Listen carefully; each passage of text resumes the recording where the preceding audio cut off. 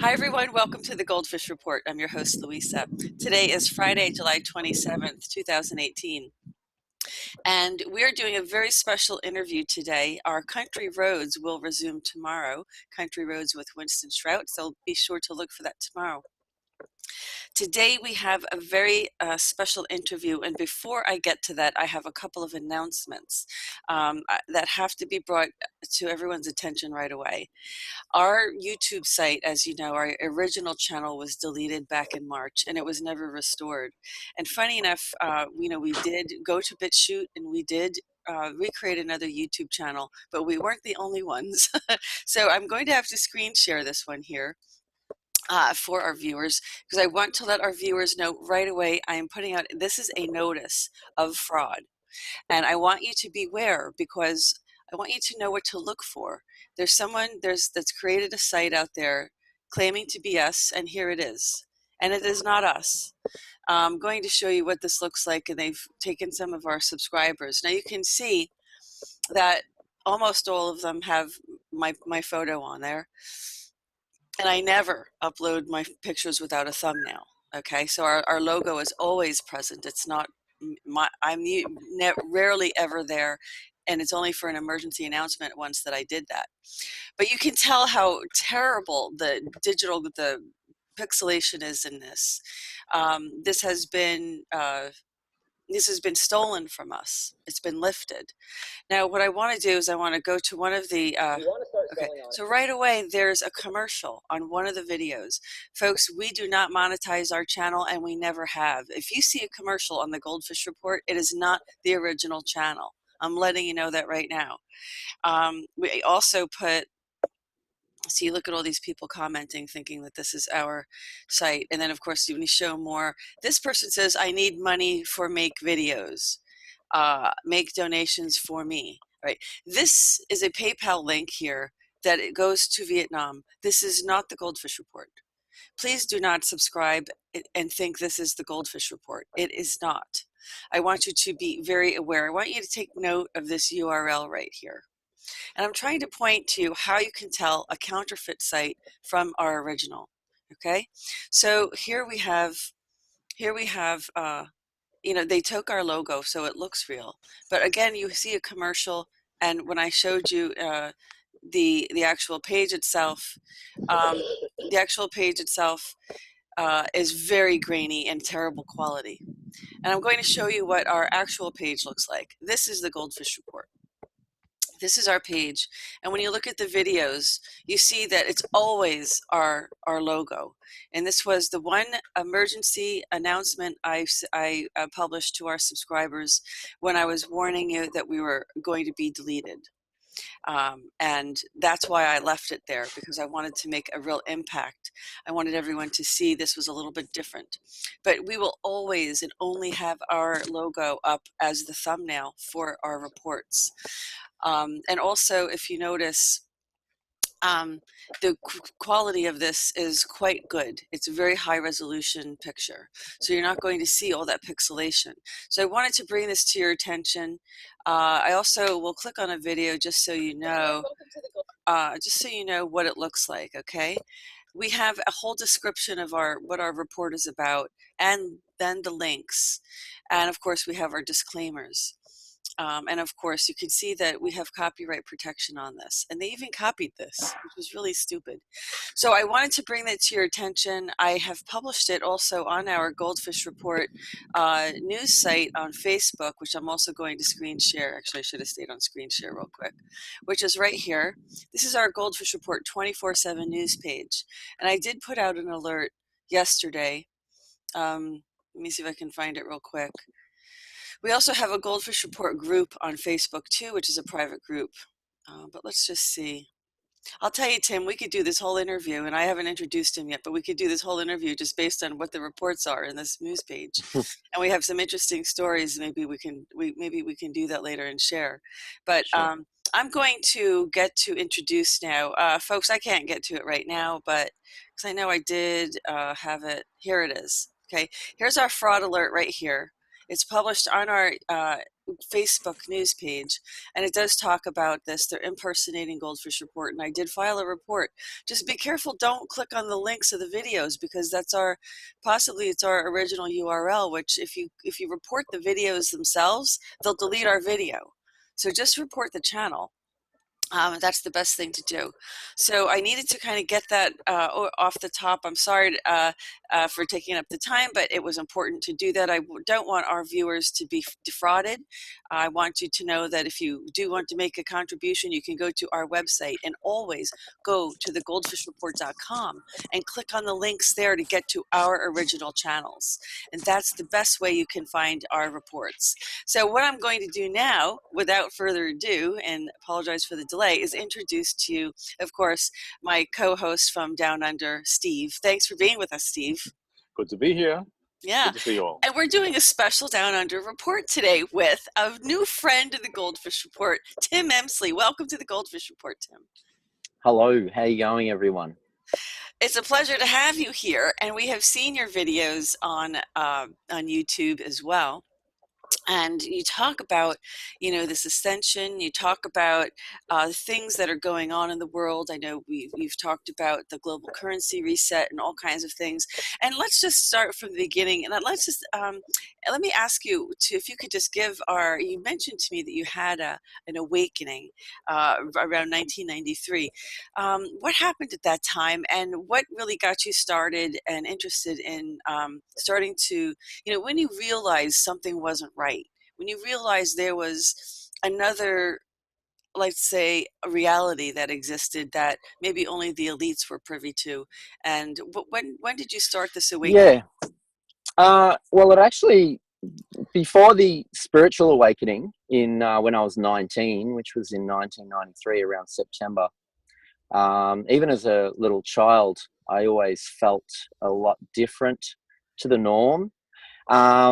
And had somewhat psychic abilities, and so and I remember sitting there even as a 13-year-old and watching. I don't watch TV anymore, but back then I was a TV person, and I would see these politicians on there talking, and I could just tell instinctively that what they were saying was not the same thing they were thinking in their mind. And I always was a little bit renegade. I always had a chip on my shoulder that something's not quite right in the world we live in the reality. There's deception. There's a big thing with me about truth and justice. They're two very, very important things that seem to come with me. It's a big part of my life, or at least this incarnation. Truth and justice are very, very important, and on a very high level. I'm not talking about all the little mundane things in our lives, but on a major level with the whole collective of the planet. Truth and justice are a very important factor with this big change. So so I was 19. I did a course in Reiki, and that activation really awakened me into a higher reality, and I sustained I was in a very high state for about 6 months with that. It was almost like all my chakras were opened up, and I realized that I'd sit there and look up at the clouds and make them disappear by staring at them and willing them to go away. So I was practicing all these things, and then of course it died off slowly, but it's always in the background.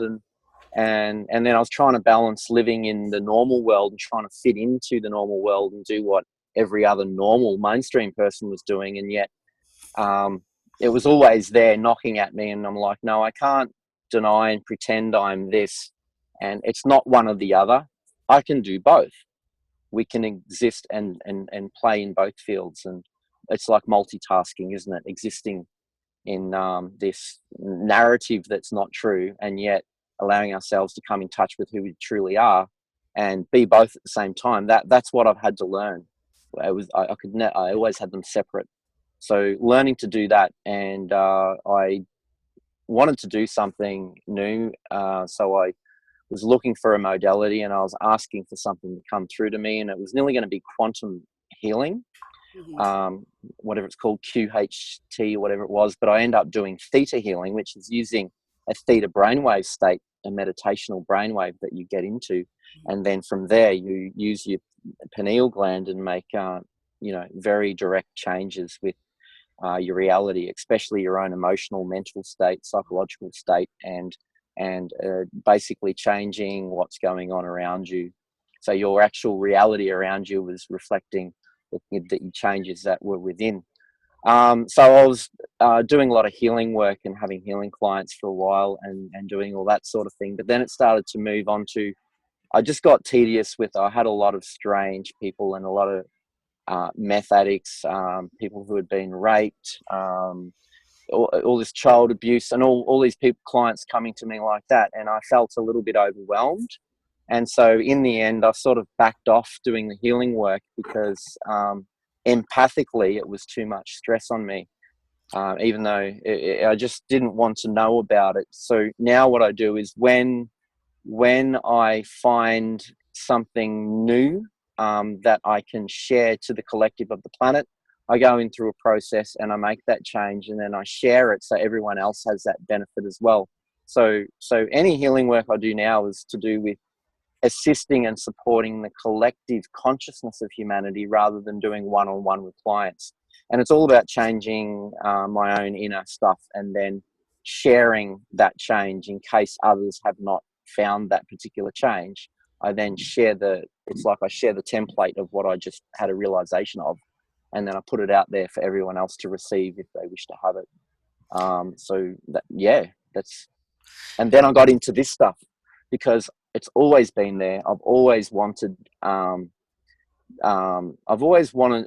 felt compelled to participate on some level, to share in the exposing of that deep, high level corruption that is rampant throughout the world. And it's a passion of mine. It's a deep passion to make a difference. And by sitting back and watching people like yourselves and others doing what they do, even people like Julian Assange, I'm like, I'm sitting back doing nothing, and doing the healing work one-on-one doesn't feel like I'm doing enough. It's I want to impact the heart of what makes the human race tick at civilization, and that's the financial world, and it's the governance and political world and the military world. And so how can I have some effect where I can feel like I'm participating in doing something for the planet? And so in a sense, I feel like I'm doing volunteer work.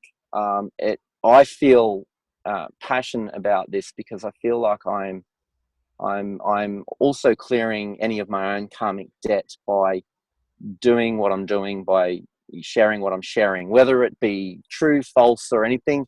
Even if it's not accurate and completely true, at least for some new people that might come along, it gets them to question the reality, which is the starting point. So there's no wrong in what we're doing, even if it turns out that we're wrong sometimes, because it's opening everyone up, and that's what I would like to see. Thanks for that, Tim. I mean, that's planting the seed in people and to make a difference. I get it, and Louisa gets it too, I'm sure, completely.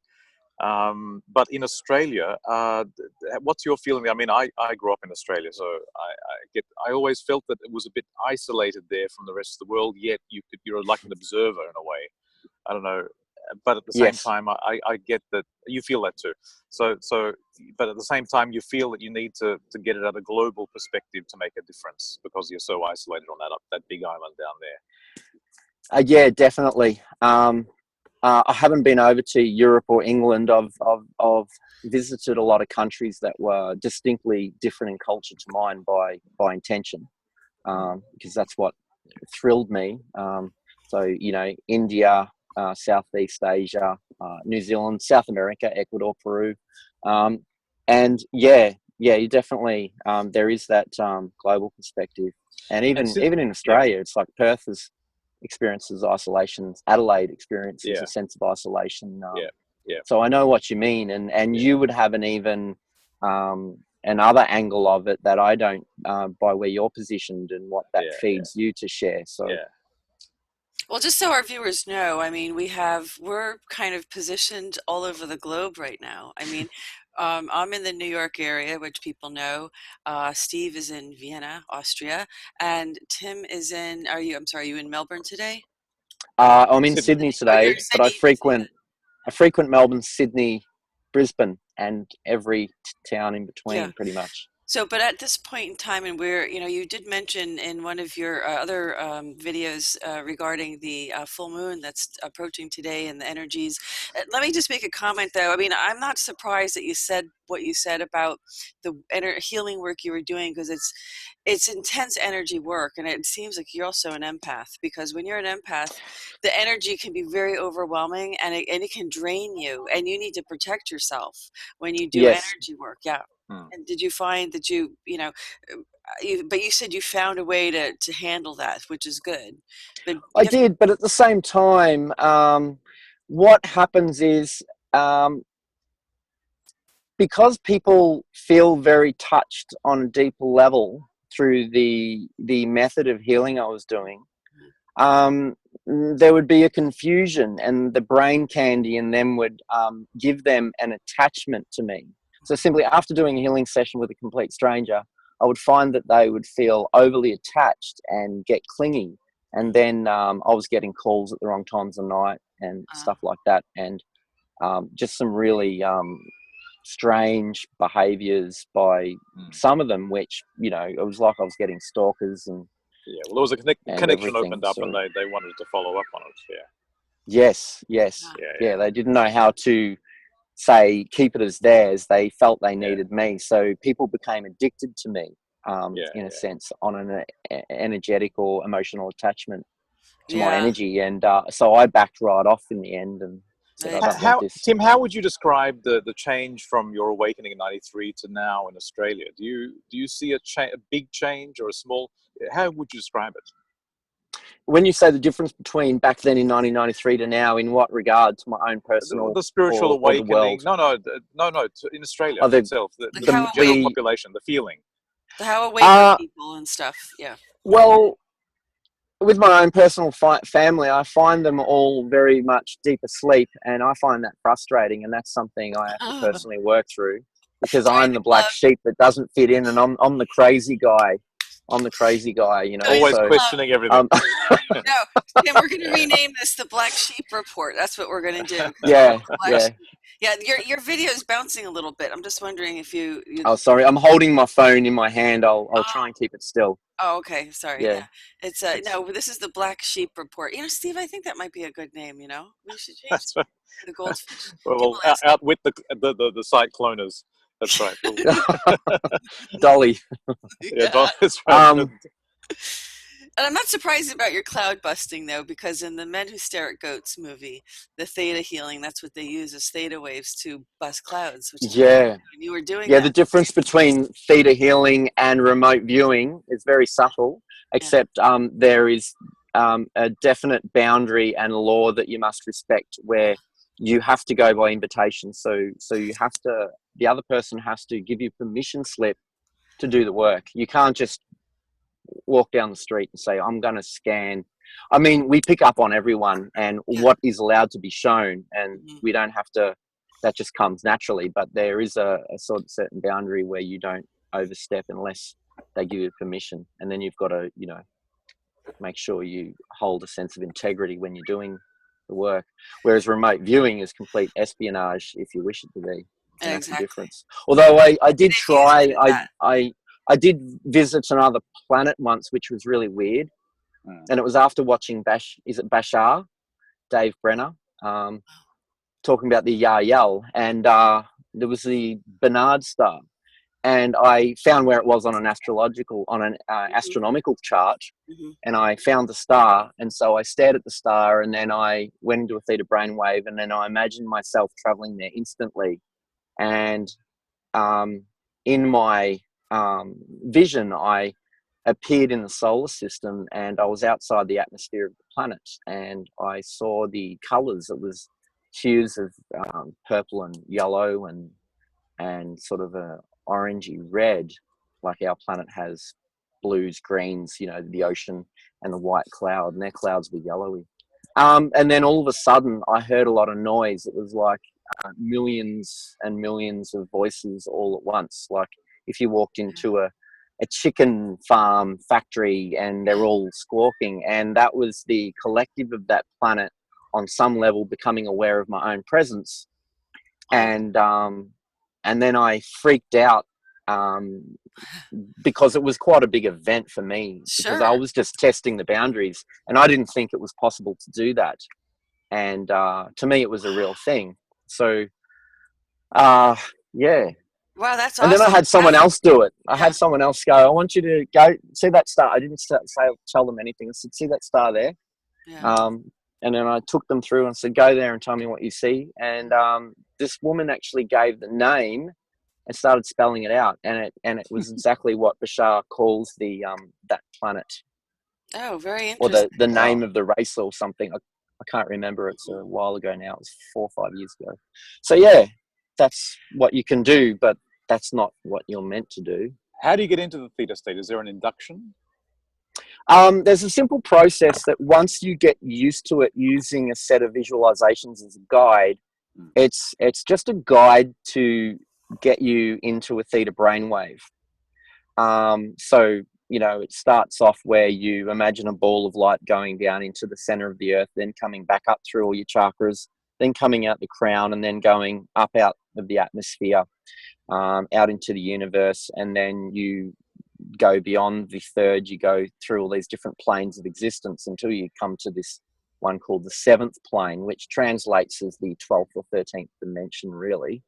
Because I was used to the dimensional system, and this lady, Vianna, was talking about the 7 planes of existence. And yeah, at the 7th, you have what they call the creator of all that is, which is unconditional love and light. So in a sense, it's just giving a structure to go into your own universe within your pineal gland, which is the macro to the micro, and then working with that. And so you actually, once you get good at it, after a few weeks of training, you can go into a theta brainwave by will within 3 or 4 seconds. Right. Amazing.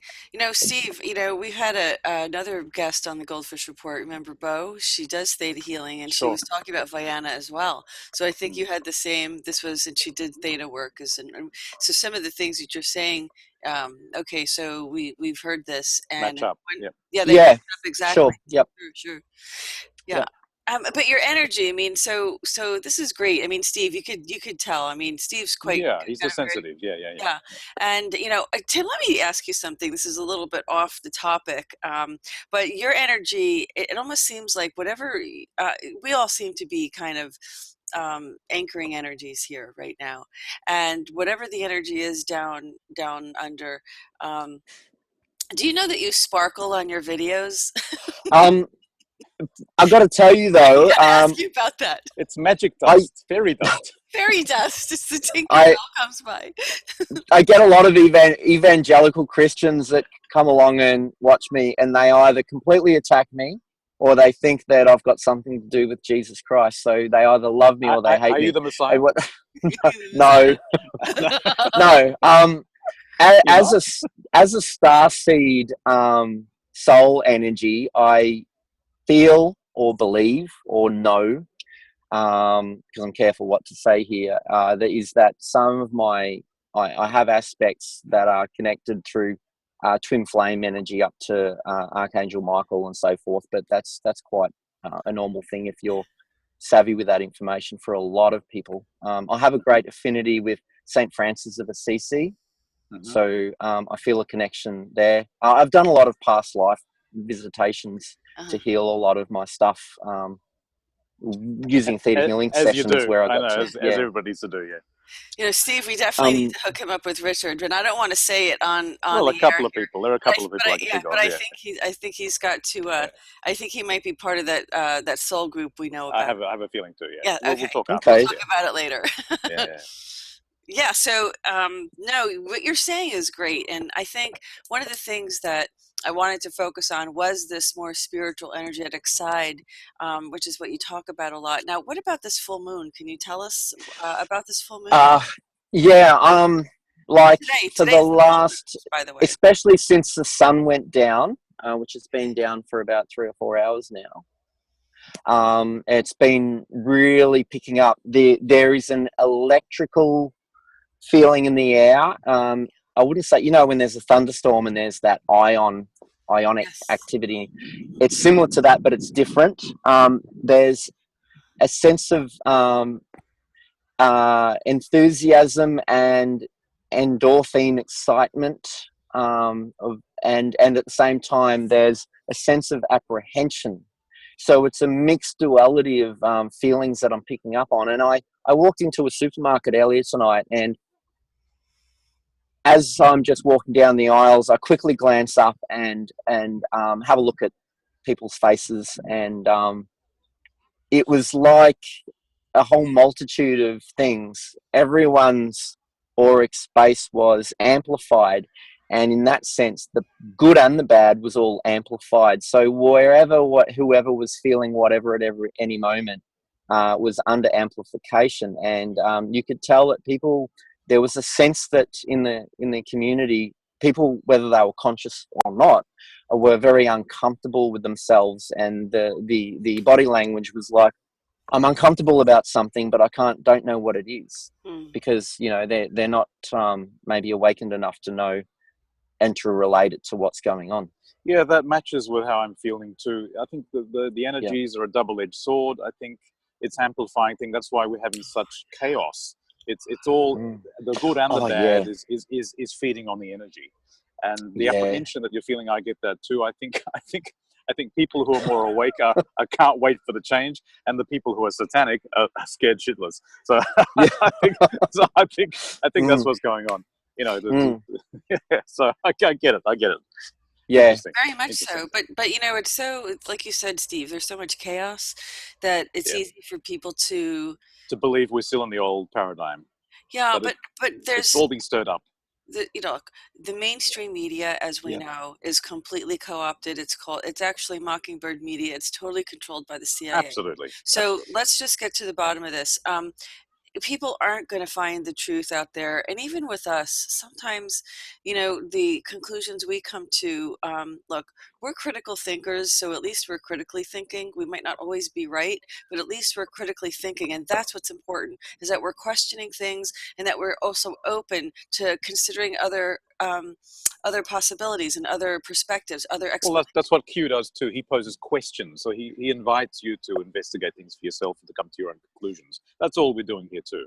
He's putting things out there. That's right. And right or wrong, sometimes we're close. Right. We're close. We're not always on target. Because really, I think some of Q's communications, and I know that you talk about it too, Tim, is that they're sometimes they're meant for other certain people specifically. Yeah. And some people say, oh, it's a psyop, and I said, you know what? It is a psyop. It's a psyop for the cabal, because it's making them panic. It's like, as well, they don't know. They're watching Q as well, and so for them, it's kind of like when they start to say things like, pain is coming. I mean, can you imagine being the cabal and seeing that message? And it's like they do have something to worry about. Yeah, it's almost like it's activating a sense of having a conscience in them, and maybe a sense of guilt that they never let themselves visit before. Yeah. It's giving them the mirror to look at that I'd say they would have avoided historically. Right. Yes. Well, they talk about the mirror, though. They do talk about sometimes you need to see things in mirror, Tim. You're absolutely right. Like everything's a mirror of us, like the good and the bad. Like, and sometimes I step back a bit and I go, we often sort of focus in on a particular person who's done a lot of bad things, but then I go, well, hang on, what if this person is actually a victim of brainwashing as well? That's right. And they've been set up. And so we got to, like, at the end of all of this, wherever it takes us and wherever it goes, and we look back on history and see what really actually did happen, it will all make sense, and we'll have all the pieces put together by then. In the meantime, we're sort of just floating through this, and it's in hindsight that we see the greatness of the change that was, and I'm talking about it as if we're going to the future and looking back. Right. Let me ask you, well. Tim, So, yeah. What's the feeling? What's the overall? And it could be mixed, like it is in the United States. But what is the overall opinion of President Trump down there in Australia? It's a mixed boat, but I don't know how to give you. If I gave you statistics that I think are real, they could not. They're only real as far as the people I've come into contact with. Sure. But okay, so in my reality, as far as all the people that I've interacted with that in discussion of Trump, I would say 65 to 70%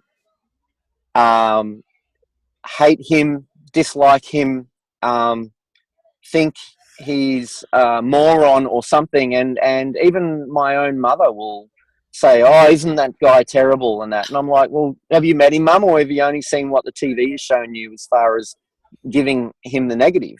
"Oh, well, I said, "Well, that's what your opinion is based on. It's not based on your own. It's based on what you've been fed. But if you research and look deep into it, you might find something else." And so I find that there's a lot of people that don't like him, and yet there's some people that secretly, like I ran into an electrician the other day who was re-plumbing the South electricity, and he heard me playing something, and he goes, "Oh, you're into that stuff. I'm into that a bit too." And he goes, "You know what?" And then he looks around and he goes, "I think Trump might be all right, but I'm scared to say." So, well, at least he told you. well, Tim, that's amazing. Amazing if you say 65 to 70% is against, but the rest are actually think positively of Trump. My experience is 100% follow the absolute mainstream media. I was being lenient. All right. Yeah. No, I haven't spoken. I don't think I've spoken to a single person on my worldwide travels that's positive for Trump. That I've lost Facebook friends because I've posted positive things about him, and it's created a great divide. People that I've known, even on a spiritual level, spiritual friendships, and then like, "You really think Trump?" Yeah, or "That's it. See you later." Just like flat earthers, as well. Yeah. They get upset with me if I don't talk to Louise about that. Yeah. Oh, I'll tell you, and we've interviewed Santos Bonacci, on Goldfish Report here. We're going to get those archives put up, and Santos talks about all these things too. But, the thing is that we have to look at the evidence. You can't, this is the problem. Well, look here, it's flat. It's flat. Look, Steve, you tell me I'm only pulling your leg. Steve, you tell me you see curvature in the airplane, okay? When you see curvature in that airplane, we'll have a talk. I do, but my windows are strange. Well, do not see any. If we create our own reality, and collectively, if we're all believing the same thing, if enough people on the planet believe the world's flat, it will actually manifest that as flat. That's right. As flat. Okay, collective. But does that give us what we need to go to the next evolutionary level? Because I think going spheres. Do we want a flat Earth? It doesn't matter whether it's flat or round. Right. Only let's not go off on a tangent. Well, wait. Only it does matter because it matters that the whole thing was a complete lie to begin with. Well, it's all a lie anyway. Excuse me. Let me just say this. Yeah, you're right, Steve. It's totally all a lie anyway. But if they're lying to us of what the nature of our actual world is, then that gives us all insight into this. But they could lead us down a dead end path by giving us this psyop meme of the flat Earth to try and confuse us. Well, no. We all thought it was flat first. It was only Copernicus who came around and gave the Santa ball theory. But let's just keep going. This is the church wanted us to believe that it was flat. That was the meme, and then Copernicus woke us up. You could look at it like that. They wanted us to be as disconnected from our connection to source, which we were, which we are. And so, but not only that, but let's talk about, so we talked about Trump a little bit, and, we've done 79 weeks of POTUS reports. So ever since he was elected, we have covered his presidency, even during and up and running to the election. But so he's been in office for this is 80 weeks, because by Monday I'll be reviewing this week. So it will be 80 weeks. Today is the end of this week. And it's quite amazing to see that. Is anyone not happy with peace on the Korean Peninsula? Are they not happy with that? Well, there's a whole list of things that they should be happy about that he's actually done, the lowest employment, all that sort of thing. But yeah. Anyway, look, I let's see agree, what Steve. I think the elections coming up are the most important thing. Nunes, I saw, has made a report saying that he believes that voting machines should be eradicated for this next Yes. election. Yes. He smells what's coming, that the voting machines are going to be rigged. So he wants a Yeah. clean election, and I think that's very important to get out to people. I mean, whether we can make a change with that, I think it has to. We have to. You Americans have to demand a change that voting machines are allowed. I mean, what brain dead person allowed them to be introduced in the first place? I'll never know. Right. But that has to be changed. Go ahead, Tim. What did you want to say about that? Oh yeah, I was just going to say, if you've got voting machines, you're going to have some technology in there that can corrupt them. So trusting them. Absolutely. Is yeah, if you go back to the old system for a while and until you clean up the cabal, then maybe you can bring in some sort of quantum system that's not corruptible. Yeah. Well, I believe I already So- posted the WikiLeaks. I'm sorry, the leak. There was a leaked email from the DNC server, and I believe we already screen shared it or talked about it in one of our reports, and it specifically talked about reprogramming the voting machines. So, I there mean, you go. That's right. That's right. They never thought. That was a WikiLeaks. That was a WikiLeaks. Yeah, they never thought. Yeah.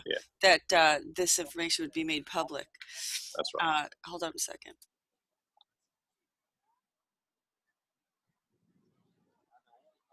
Okay, so I was going to sneeze. Was that a sneeze? Yeah. All right. Yeah, it was almost a sneeze. I was like, I thought it was a snigger. It's close enough. It did look like a snigger. That's right. You guys A private are so joke. funny. A private joke. It's got to be an Aussie thing, huh? Yeah, Not the maybe. Land of Oz. It is Maybe. about the Land of Oz, though. I mean, it is the Wizard of Oz. I mean, we have this big curtain, and we have people manipulating, showing this big. Pulling the levers. What do you? Is this how you see it too, Tim? Yeah, definitely. The hidden, the wizard behind the curtain, controlling things that the general public don't see for sure. What is the biggest roadblock, though? I mean, what do you think we've gotten? I can't believe, because Trump has done so many good things, and he's creating peace, brokering deals, making trade deals, making things more fair. He's cutting off. He cleaned out the pedo traffickers down in Saudi Arabia. Got rid of them. He's getting rid of them here. We've got over 40,000 sealed indictments.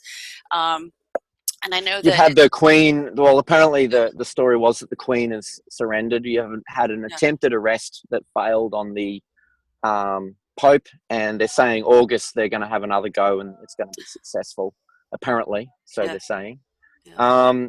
Apparently, I've read somewhere that the reptilian overlords that probably work with the negative secret space program and Lockheed Martin, US Navy, whoever they are, they've abandoned and gone. So if that is true, then there is you don't have the higher echelons of power breaking up, disseminating, and so it can't be much longer. I feel it can't be much longer for things to completely, crash burn, and then it's all over for the cabal. So I'm very hopeful that it's very soon.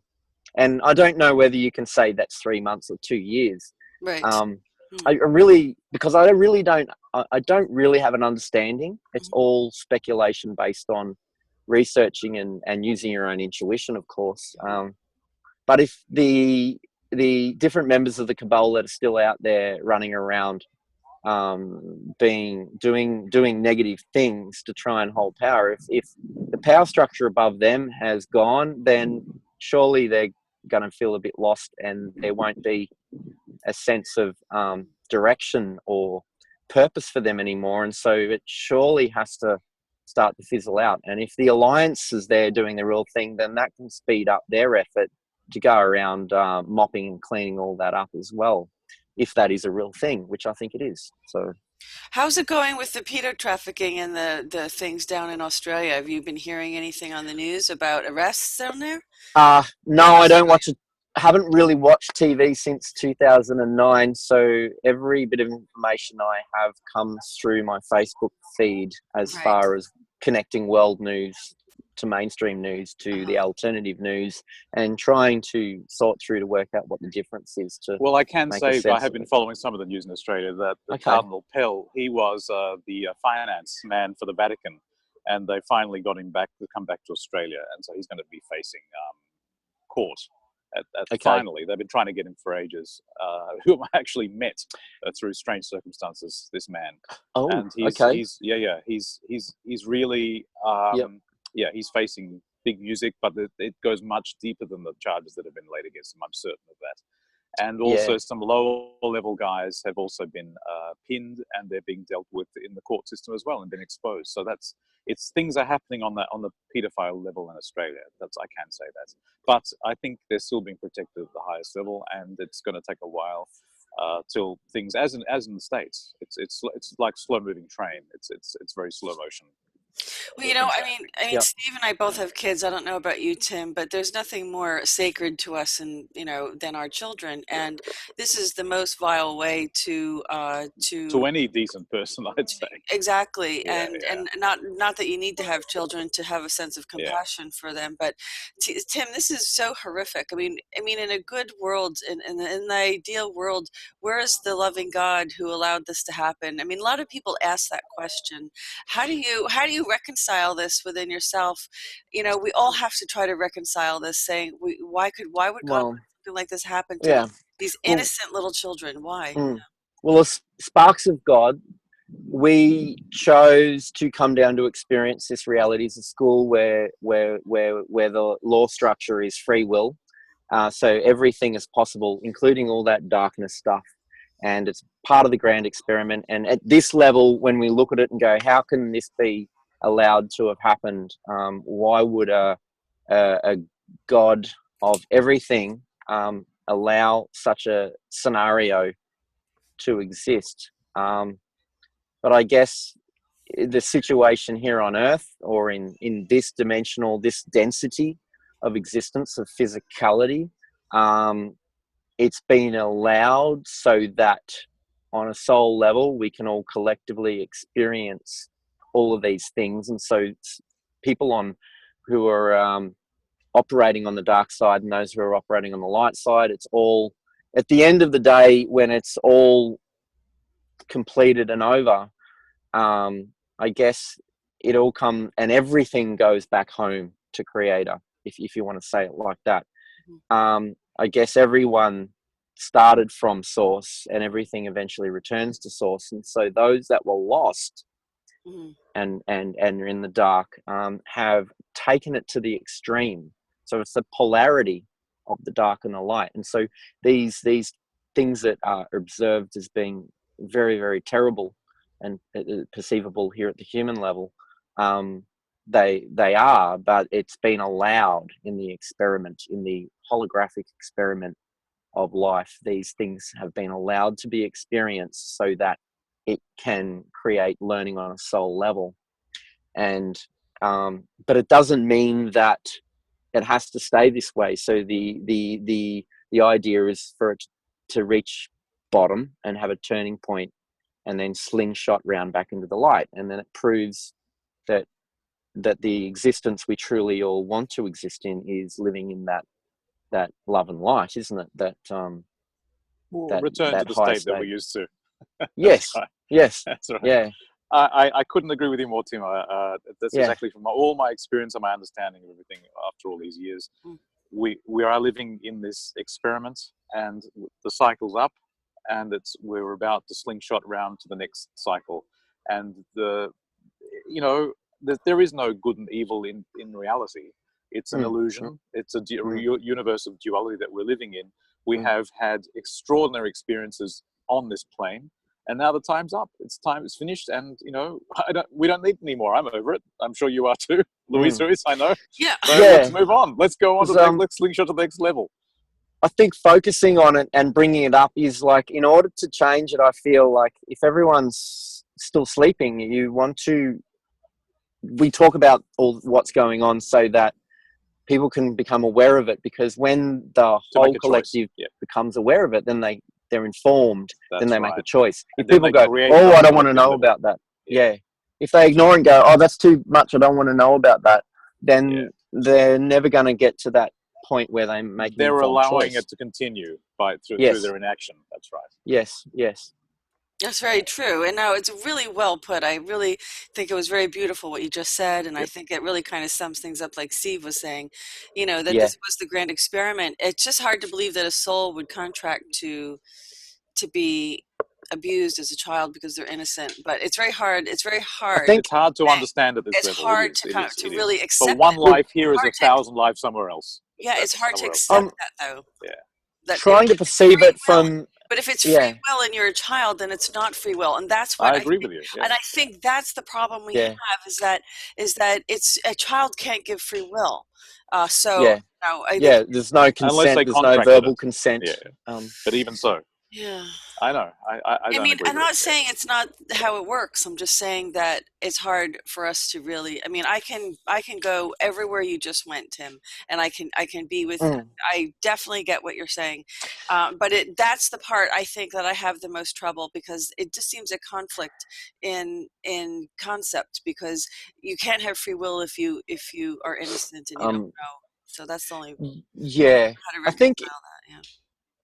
If you're just hanging out in a higher spiritual realm and it's all love and light and you're having a great, wonderful time, and that's your existence because you're outside of the duality, you're just in this pure high state, and then you offered to volunteer to come down here, and then you look at it from that perspective from up there and you go, I can do this, I can go into that. But then as soon as you go... Stuck in the molasses. And then you wake up on the other side and in the forgetfulness, and then you feel entrapped. I mean, I remember as far back as I can remember as a young child, I was having nightmare traumas of feeling trapped here on the earth and trapped in the body, and I felt forced to have an incarnation in the body. And I remember feeling that this place was very, very heavy. And now whether that I was in the womb, I just have these great memories of feeling absolutely completely riddled with fear that I couldn't go back to where I came from. I'd already contracted to be here and I was here, and the density itself felt very, very heavy, and I was fearful to be here. And then your life starts, and then you have to, you're committed. I think that's so characteristic, though, of starseeds, isn't it? Where you kind of come here and you already know there's something not quite right. Not right. Yeah, there's something not quite right. Now, my daughter, when she was just starting to talk, I mean, one of her first sentences was, "I want to go home." Wow. We were in our home. And she said, "I wanted to go home." And I knew right then and there it was just her Earth mom. And, I was like, this is going to be interesting. But, she was born in 2006. So, she was way into the millennium, the energies of the millennium and stuff like that at that point. The new millennium. Yeah. So it was very interesting. Are you familiar with Mary Rodwell? You must be. She's down in Australia. She's New Zealand. No, she's in Australia as well, actually. She's Australian. Yeah. Mary who? Mary Rodwell. We've got to get you. We've got to hook you up. She's catalogued star seeds, children that have come from different places. Yeah, the new humans. That's right. She's a book called The New Human. Okay. And she's done all the research on people, mostly children, who have had all kinds of strange experiences because they're representing the new DNA that's on the planet.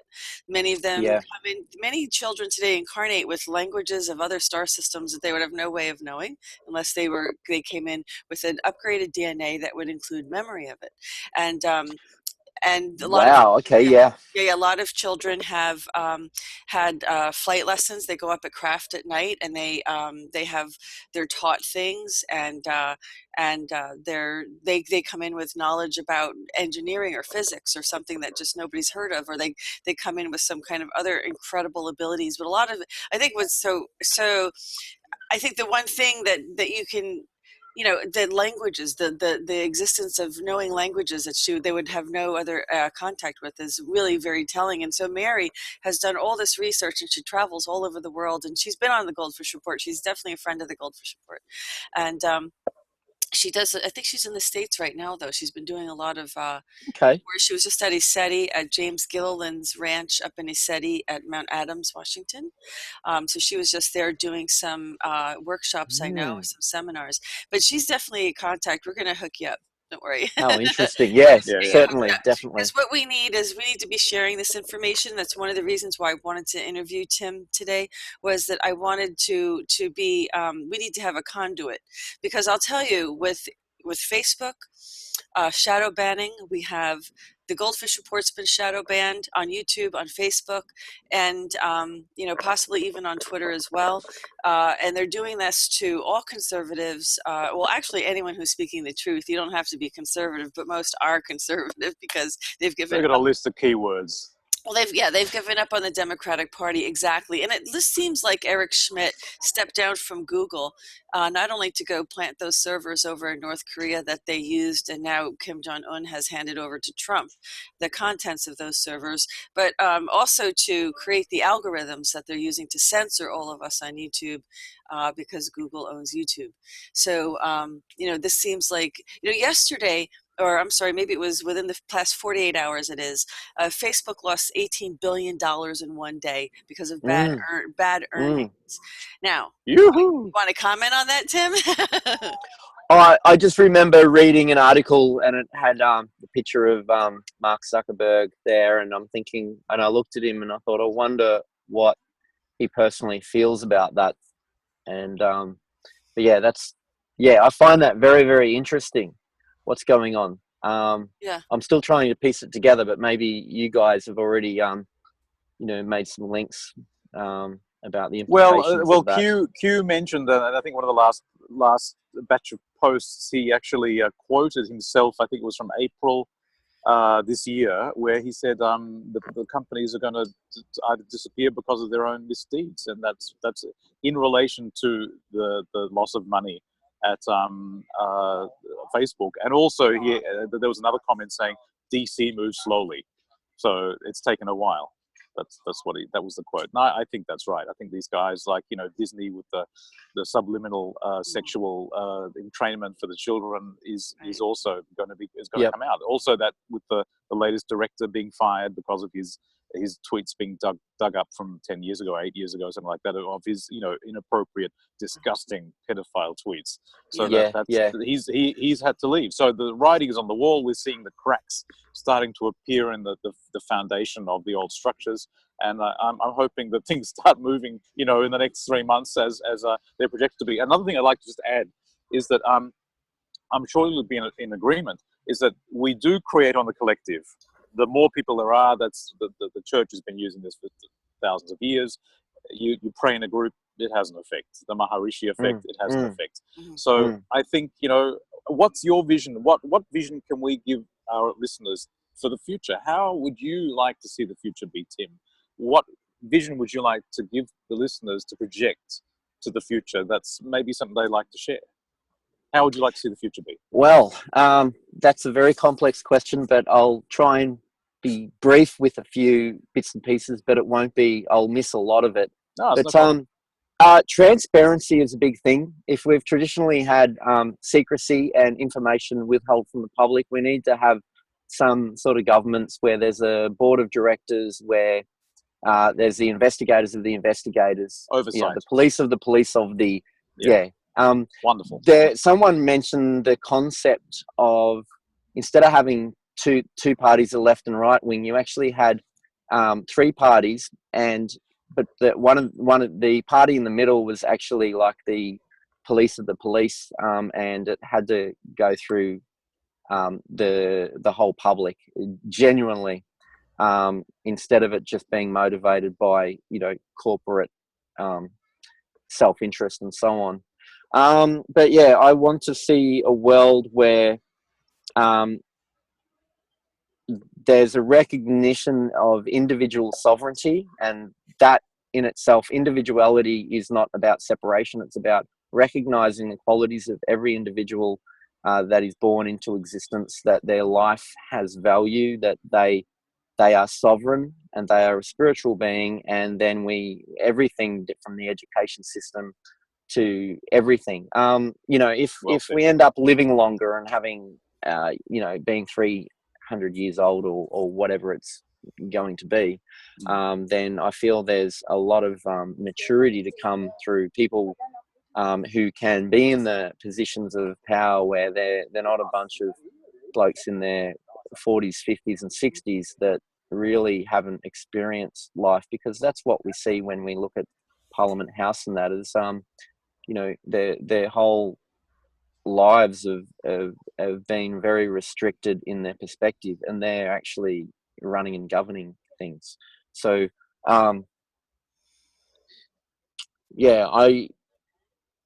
You think people should be more involved, though? I mean, that's kind of what happened. Everyone was like so consumed and busy. It's kind of like living in their own goldfish bowls, which is really what Goldfish Report's about.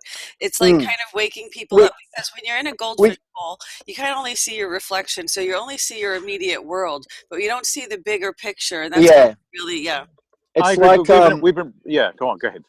Sorry, I was just going to say the public are made to feel like the customers of the system rather than that's right. Those we've been trained like that. We've been brought up like that. Yes. Yeah. There's an authority that we can't affect, and it's just how it is. I went into a hospital once with an ex-girlfriend having a panic attack, and a nurse came out and got angry at her, and I said, "You might have judgment on her having a panic attack, whether she's what do you call it when someone makes up sickness, a hypochondriac?" Right. Yeah. I said, even if she's being a hypochondriac or not, you're not allowed to do that. And I said, and then she argued with me, and I said, look, this whole building is put here by taxpayers, and your wages are all paid by, you know, it's all part of the system. And if it wasn't for us, then you wouldn't be here, and this building wouldn't be here. And so don't treat us like we're the little children, the little slaves. I said, we're here because we choose to be here, and you're here to serve us, for us. It's your duty to help us, not treat us the way you're treating us. And the manager was overhearing this, and she took her away. 5 minutes later, she came out and said, "Would you like a cup of water?" So sometimes you've got to stand your ground when you know what your rights are. But the thing is, the education system, everything, we're all trained to be customers and consumers, and subservient to a higher followers power that we have no rule over. That's right. Yeah, and the whole narrative. I've got you look at I look at family members and everything, and it's like everyone's just trained to be this sort of person to fit into the narrative. Whereas I'm like, I don't like the narrative. I'm questioning everything, and I don't want to fit into it, and I want to change it. And then they go, "Why you have to be like that?" Well, go ahead.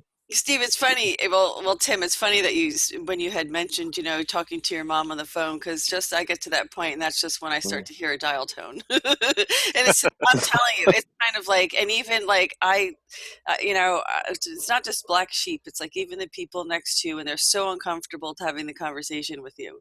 And it's like, I can't talk about this. Every time we get on the phone, we have to talk about this. I'm like, but this is the world around you. You don't see this, and I can't, you ask me how I'm doing, and when I say something that's related to the reality of things, they don't want to hear it. I'm like, well, then you can't ask me how I'm doing, because I'm going to tell you the truth.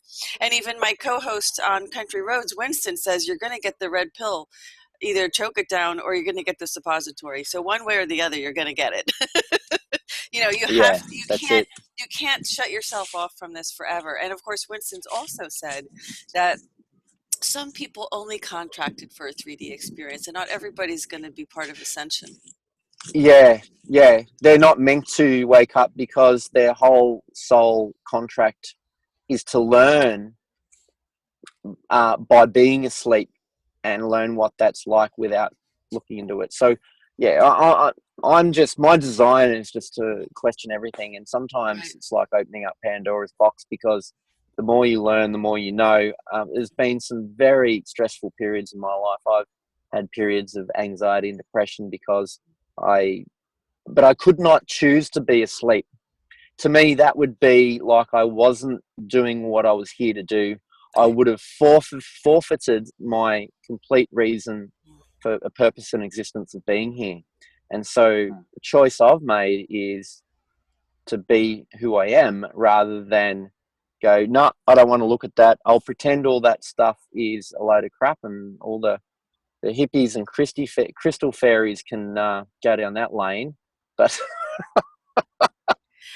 but I'll just be mainstream and do the career and you know, go to uni and get this and get that, and just follow and be like everyone else. And that's life, you know. And I could not be like that. I had to. Yeah, there's such a strong You don't sovereign fit in the independence. mold. Yeah, Oh, you don't fit not in at the mold all. at No, all. never have. Yeah. Yeah, Yeah. a lot of people haven't liked me for that, and yet a lot of people, you know, have admiration at the same time. So it depends. Well, you know, because they see themselves, or at least that they want what they want to be in you. They see that. They see if Yeah. you can do that, then maybe they can do that too, and they can get themselves to that authentic place. And you know, because there's a part of them that's responding to you. There's a part of them in their soul that says, yeah, I want to do that too. I want to be able to express my independence and my own ideas like he's doing, and not go with the, see, that's what they want. And self-empowerment. Yeah, they totally successfully engineered the sheep. I hate to say it that way, but it is the truth. And we've been taught we're powerless. As simple as that. That's what we're told. True. So let's give some hope to the viewers. What do you guys see? And I'm going to ask you both because I know, Steve, you're co-hosting with me, but at this point in time, I'm not seeing the kind. I do see geopolitical progress. I'd want to see more progress within the United States. And once these sealed indictments, once these arrests start, once the military tribunals start, once the prosecution, you know, for the treason starts, once the first big fruit, right now they're getting the low-hanging fruit, but once the big fruit start falling, I think we're going to have a sense of hope that's going to spread on this planet. Like, well, I don't think it's going to take much to be that tipping point. What do you think, Tim? Yeah, well, there's one thing you didn't mention there, was the media. Once the media is no longer representing the cabal and the deep state, and you know, sending out that that vibe as the mainstream social narrative of this is how it is. Once that starts to reflect in being of servitude to all of us in the proper manner, then I feel human civilization can just accelerate exponentially. So yeah, everything you said, and yeah, I feel the tipping point will be where, because everyone, you know, everyone's plugged into the media, because even like kids being born today, it's already in place, and so there's the instant programming of assumption that this is how it is, and you cannot escape that. So once the media itself, in the way that is structured, once that represents what it should represent, and that is broadcast in a way that is honest and true, and for the best and highest and greatest of for humanity, that's when we know that we're in a new world, isn't it? Because you don't have a media there that's fooling us and keeping us into a fake reality. That'll be the clearest sign. Yep. Right, and I think I think what you said is the key, because what you have is the media, and they know that if this is so simple, folks, but it's so hard to see. It's that collective thought form is what manifests, and so they can control the collective thought form through the media, and that's how they get to almost everybody. So if they can control what you're thinking, we will all manifest it. That's the problem. And I think you're absolutely right. The media is going to be the last straw. I think once we have control of the media, this planet is going to, I don't think it's going to take much. And I think once it starts, boom, it's just, we're in a completely different vibration, never to return. You're right. In the media is what's responsible for keeping and holding back this And it's attention. reconfirming. Like, Right. people will go, but you know, that's what the TV said. Well, they won't say that, but they'll go, this is what the reality is. I don't know what you're talking about. And I'm like, well, how come that's a reality?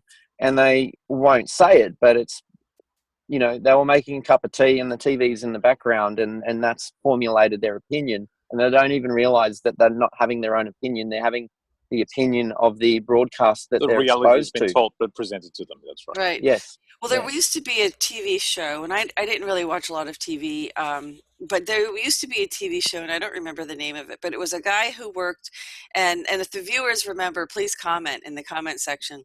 And Tim, I'm going to give you this link so you could post it on your channel too if you want for this. Awesome. Okay. Yes. But it was a TV show where the guy worked in advertising, and it was cute because he would be going through, it was like a sitcom, and he'd just be going through different experiences in his life, but he'd have these flashbacks to seeing something on television all the time. So it was almost as if his life was playing out exactly the way he was programmed as a child. And so he would have these flashbacks as an infant and seeing these things on TV, and then he would, you know, snap back into reality, and he was living it right there. So it was very interesting. And I don't remember the name of it. I don't remember who the guy was either, but it was very cute. And he was a divorced dad, single dad, and it was kind of all this, but it was very interesting. So this is what it is. And so the reason I'm asking that question too is because what we have heard is that it's going to take a while to wrestle the power from the Khazarians who control the Khazarian Nazis who control the mainstream media, who are in control of this thought form and manipulating us. So what I have heard is going to happen is that President Trump is going to use the system that he does have access to, which is the emergency broadcast system. So I do understand that it will be broadcast if there's mass arrest, if there's temporary martial law, just to keep, because when this news comes out, people are going to be mad as hell. And like I was, like you were, like Steve, I mean, like the people who already are awake are going to be, we already know it. But those who have been giving us resistance all these years, right? Yeah. Going to be thrown in at the deep end. They really are kicking and screaming to not face reality, and they will have no choice once it's broadcast. What do you know? Yeah, there was a channeling I read out. When was it? Might have been last night.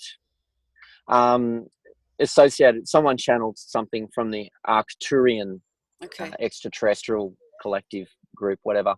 But what stood out for me in that, which was really interesting for this time we're in right now, this moment, it said there's the timeline. They would like us to move into a place of let's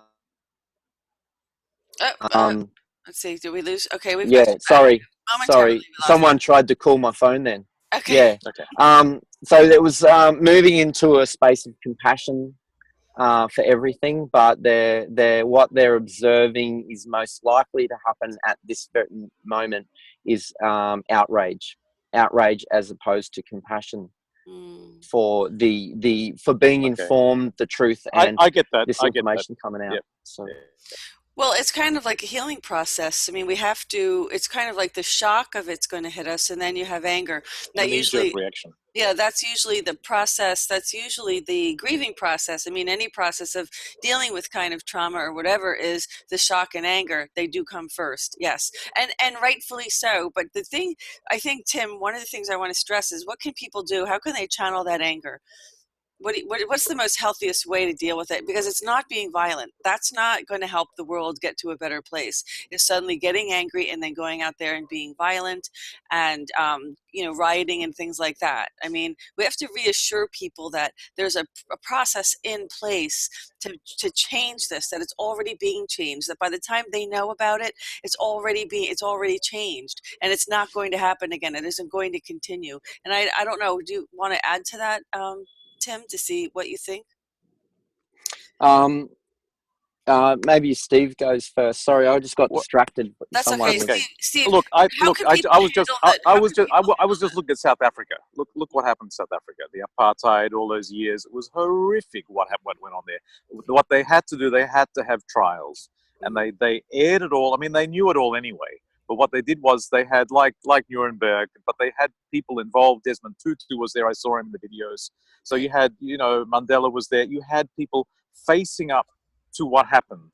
It was a healing process. The trials themselves were a healing process. Okay. And it was a necessary process to look at it. The perpetrators had to look at themselves. The victims had to go through and had to have a platform where they could express what happened, because they couldn't express themselves. So I think that's going to be very necessary. I think in an advanced society, the best scenario would be truth and reconciliation.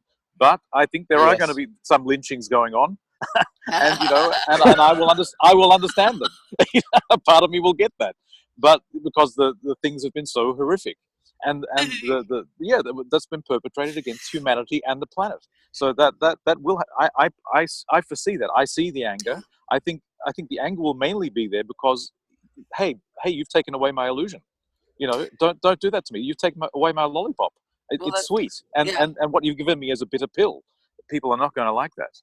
Right, and Tim, personally, on a personal level. I agree, Tim. I mean, Steve and Call me Tim. Frank. Steve. Yeah. Thank you, John. Tim. George. Tim, you refer to cosmic justice. This is really what we're talking about, isn't it? Yeah, I added that onto my YouTube channel just recently. I've always liked the words universal law, cosmic justice, because if you think of the word justice, and you go beyond just humanity and our planet, we share a galaxy. We obviously share it with many other species who are very highly advanced and are also of the positive kind as well, that follow a universal collective consciousness that we're adhering to on some levels, or attempting to.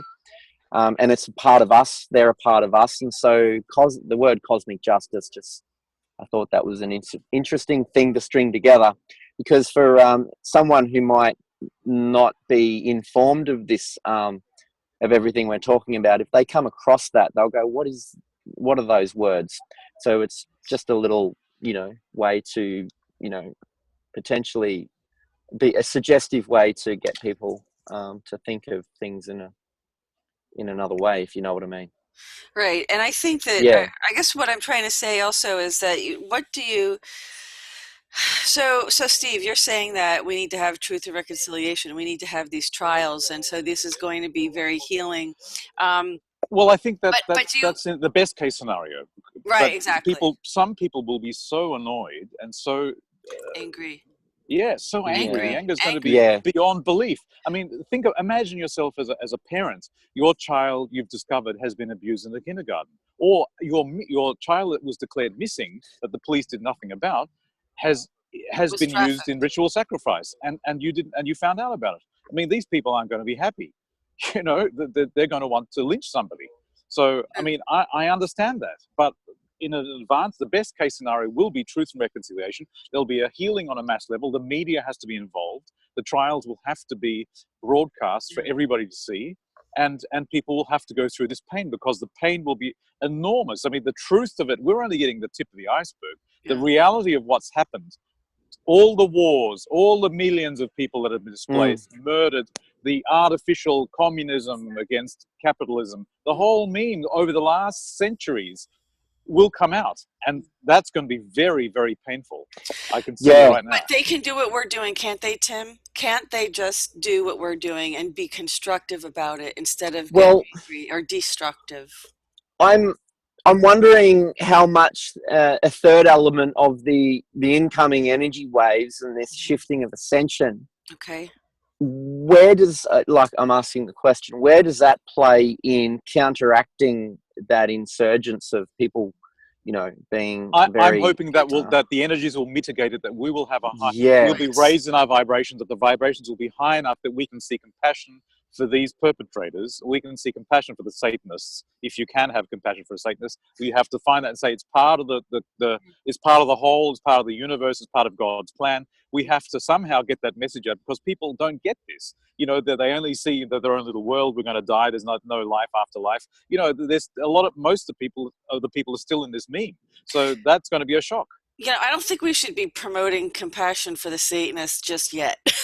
I think people, I think people need to be angry about it first, and then because Yeah, yeah, because Yeah, if I'm not ready to have compassion for them yet myself, if and I'll tell you, if it wasn't for yeah, the fact that Guantanamo is not mm, big enough to protect them all. That's the problem, that they're going to have. they're opening up, what FEMA is it, camps. Yeah, Alcatraz? I think they're opening that's Alcatraz. still very small compared Yeah, to the amount of mm, people that are going to be absolutely. Go ahead, rounded Tim. up. Yeah, yeah, things need to happen in a certain process, and so Right. if you jump on compassion before we have learnt of the atrocities, Yeah. compassion comes after learning the atrocities. So if we put compassion in front because we feel an obligation to, it's the cart before the horse. yeah, That's right. Yeah, yeah. yeah. Because I So feel yeah, like they went Process. too far. I feel It's a like in this process. grand experiment that we're talking about here, I felt they went too far. I don't think they had to go this far in order for us to to complete our evolution cycle here. I think it went too far. I really do. That's my personal opinion. But you're right, Steve. I mean, when you are a parent and you find out that your children, just like I experienced going through a divorce when the courts kidnapped my children from me, and I did nothing wrong except talk about it in the media, and they retaliated against me and kidnapped my children. You're damn right I was mad, and that's why I'm doing what I'm doing. And so I'm suggesting to people to be constructive about how you express that anger, and instead of expressing it in a destructive way, find a constructive way, something that's going to help Yeah, everybody else, because I mm, never wanted another parent to ever go through what I went through, or anyone's children to ever experience it. And that was the wake up call for me, and that's why I do Goldfish Report, because I kind of feel like, this is where this is the only way we're going to get this information out, and we're going to change this vibration and the knowledge base that people have, because knowledge is power. They've kept us ignorant without knowledge, and Jesus said, "My people will perish for lack of knowledge," didn't he? So that is what it's about. It's about the knowledge and spreading of information. that's right. We're actually doing the Kabbalah service because I think if you look at it in a sort of a strange sort of way, if we're preparing people, bringing them already through the anger stage, so it's softening the blow. So maybe the people Right. who are waking up now will not lynch them straight away. So I think we're actually yeah. doing You the Kabbalah kidding? service. Yeah, I think Um, so. I also asked the question. Given that we've got a cycle of 80 years currently, so the younger generations may also be of a certain soul quality that are able to Mhm.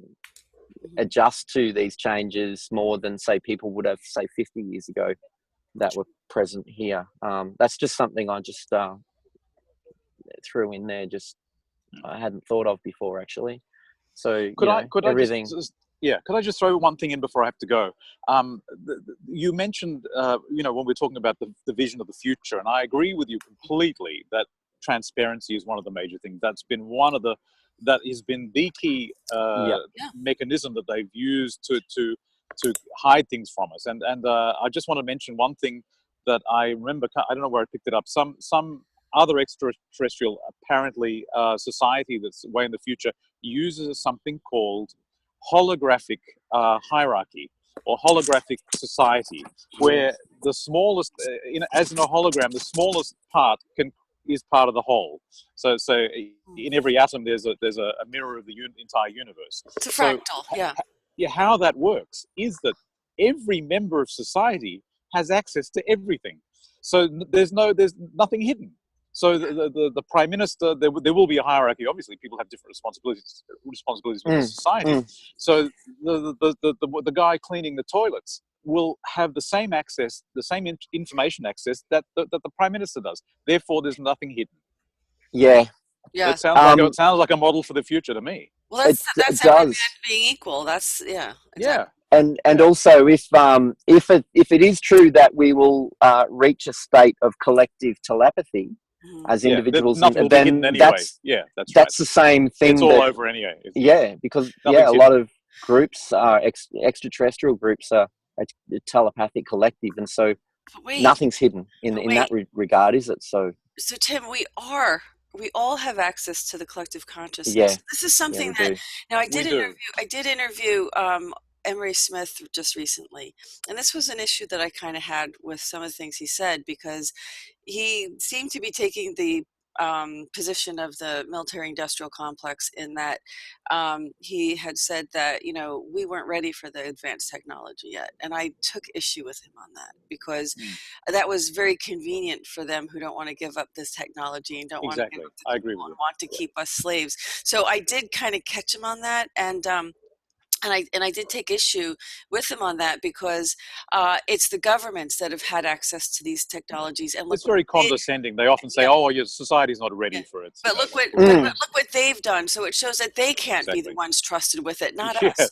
You they're the didn't give children. you didn't That's give right. a nuclear bomb. They gave, you know, Yeah. the governments had the nuclear Yeah, weapons, and quite they right. used it against us. So Quite right. let's not let them lead our thinking about it. Let's think for ourselves and realize, no, we're ready for it. I think so. Yeah. Yeah, I think he was just representing, because he has a history with the military-industrial complex, and he's been quite proud of his profession Sure. and what he's done, and so he still has respect for that. And Sure. so saying that was just him still having respect for the protocols of that system, because he must still have some admiration for that on some level, because it also represents a part of him. So Oh, that's not absolutely. putting it in a negative or positive. It's just sitting in the neutral. Yeah. Well, no. He's only got his perspective. See, Yes. you and I haven't been down in an underground bunker Yeah. looking at extraterrestrial body parts and dissecting Right. them, and my life hasn't been Right. in the military, although I know people that are. But you know, and I know that they're very proud of themselves for being in that field, and so I think that's just a part of what that is. So it's, Well, yeah. I'm just saying I had to take issue, because it just seemed like that was what was parroted to him, and he's parroting that, because that's Yeah. part of that. I understand that. I'm not being disrespectful Yeah, yeah, sure. at all to his work and to what he's trying to do and bring. I'm just being careful, because he is part of the system, and you can tell because of the remarks he made about that we're not ready. Because there's nothing I couldn't Yeah. agree with. I So couldn't he's, agree with more. on some level, he's programmed too. Yes, exactly. He's disclosing, but he's still got his own programming, just like, you know, I have Like we programming, all do. etc. Yeah. Absolutely, and he's also, you know, they're also very compartmentalized there as well. So they don't have a lot of information sharing between departments and different programs, and there's hundreds of them. I mean, you know, there was a congressional hearing back in 1974 on MK Ultra and the experiments they did on people unwittingly. And so, you know, there is you just, the minute you get into the military, you're under a program. So that's just how it is. And they have to tell you these things so that you can be subservient to them, because you cannot challenge anyone who is that you're subordinate to. You cannot challenge them. They will be, you know, instantly, you know, either kicked out or, you know, It's a hierarchy. Yeah. be given push-ups the rest of your life to do. You know. I'm sorry, guys. I got to say Listen. goodbye. I got to say, Okay, I'm sorry, Steve, guys. I know you had to run. Nice to meet you, That's Tim. okay. All right. Yep, you Take too. care. We'll just keep Yeah. Take care. going. Nice to meet you. Bye, Steve. Take care. You too. Ciao, Louisa. Thank Ciao, you. ciao. Ciao, Okay. ciao. Ciao, ciao. Steve See you, and Tim and I Steve. will continue. Yeah. Okay. Ciao, Great ciao. to have you, Steve. See you soon. Yeah. Yeah, Steve usually comes by for our special interviews, so I'm glad He he was able to join he us. seems so familiar to me, and Yeah. he also reminds me of two people I know. If you put them together into one person, he represents that person. But you know what else is strange? Can I throw in here? Sure. The last 2 days, something has come to mind. Back in 2009 or 10, I had to do some drilling work at the United States Embassy in Canberra. So I met the US ambassador. He came over. We had this little rig. We're drilling holes in the grounds, and there was also this plane that comes in from Pine Gap every day. It's like a big Navy plane. It's got 4 engines. It's massive. You know, like it can carry tanks and stuff. It's quite big. And anyway, it takes off from Canberra and it goes to Alice Springs. I've got a friend in Alice Springs at the other end who knows when this thing travels back and forth. You know, a lot of them are just federal Australian police that travel back and forth. But yeah, this military person came in, you know, he's wearing the full gear like they do in Iraq. And I thought that was uncanny, because I'm like, hang on, this is Australia, and yet you guys are dressed in all your American gear. Yeah. Oh, okay, this is the US Embassy, but you're doing your operations. And he came in with this folder, and he had the, black thing on his arm, like the MP police or whatever they were. Yeah. And there was a golf buggy getting around the grounds, and believe it or not, there was a bunch of American Indians there, and they had long black hair, like long hair, and they were wearing black business suits. And one of them was smoking, and he's standing there, and he sort of, I looked over at him and went, he's an American Indian. He's a native First Nation Indian. Why is he dressed so well? And what's he doing in Australia at the American Embassy? Yeah, I would and be then he turned around as if he was psychic. He turned around and looked straight at me as if he knew. And I to this day, I don't know. And that came back to me the last 2 days. And Steve actually looks a little bit like him. Oh, interesting. That person, which is really weird to suddenly be here with you and then having that flashback 2 days ago and then seeing him today and going, that's funny. Seeing the connection. Yeah. Steve is an interesting mix, and he's not a Indian though, but he's got an interesting mix, and okay. And you never know. I would have been. It's funny. I bet they were picking up on your thoughts though, because it's in the collective conscious. I mean, people can read your energy field, and it's very funny because the longer their hair, which is why your hair is long. I think when you first came out, your hair wasn't long. I think because I remember seeing a picture, but growing it a couple of years ago. But that's an extension of our central nervous system, so it does help to increase your psychic abilities to have your hair longer. And so one of the ways to cut us off from that source was to encourage everybody to cut their hair, especially men. So a lot's why men went into the left brain and not into the right brain, because they were losing their connection to the right brain side, to their intuitive side, and they went to kind of to the extreme opposite direction and went so logical that they couldn't even get along with women anymore. Oh,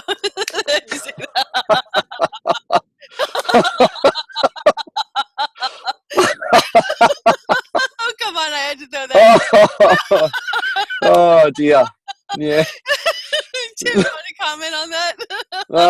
Yeah, well, that makes sense. I mean, most guys go to the fridge and they can't find something, and then a woman will find it in 2 seconds. So, no,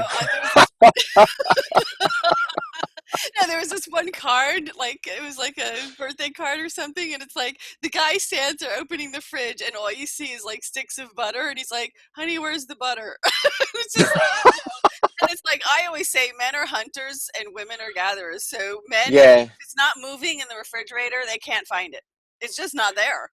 It has to be moving. Now, if that jar of jelly was going back and forth, they'd spot it instantly. But you got to get the gatherers in there who know it's behind this and behind that, and 2 shelves down, and they just know where it is. That's it.